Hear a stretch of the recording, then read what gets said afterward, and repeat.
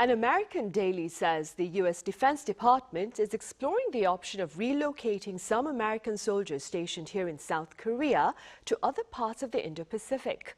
Our Bae Eun-ji covers this report. The U.S. is reportedly considering withdrawing around 4,500 American troops from South Korea to Guam or other locations in the Indo-Pacific region. That's about 16% of the total number of U.S. forces in South Korea, where there are roughly 28,500 troops. Citing defense officials familiar with the matter, the Wall Street Journal reported on Thursday that the idea is being developed by the Pentagon for consideration by Trump as part of an informal policy review.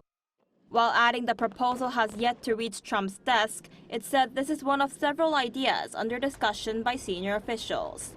Since his first term, Trump has considered changing the U.S. footprint in South Korea, which relies on close coordination with American forces to deter threats from the north.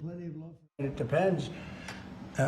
We pay for military over in Europe. You know, we don't get reimbursed by much.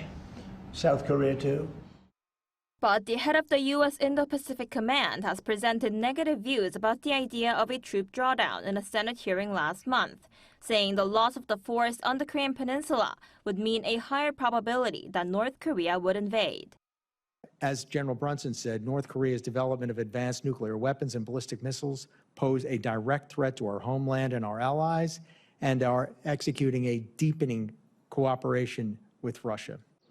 Trump has been hinting at an attempt to renegotiate a deal on sharing the cost for American troops stationed in Korea, saying Washington cannot be taken advantage of any longer in military and trade. He's described South Korea as a money machine, insisting that Seoul should be paying $10 billion a year. Experts suggest pulling troops out of Korea could mean the Trump administration is looking to redeploy them to areas that better align with priority goals, such as countering China. What the United States is saying is, we're currently focused on China, so we want our allies to take responsibility in terms of conventional defense capabilities, while we are willing to fully support in areas such as nuclear deterrence. And in return, the U.S. is asking for help in preparing to respond to potential conflicts with China, especially in the event of a Taiwan contingency. Seoul's defense ministry explained there hasn't been any discussions with Washington over a possible troop reduction. The Pentagon reportedly said there were no policy announcements to make. Bae Eun-ji, Arirang News.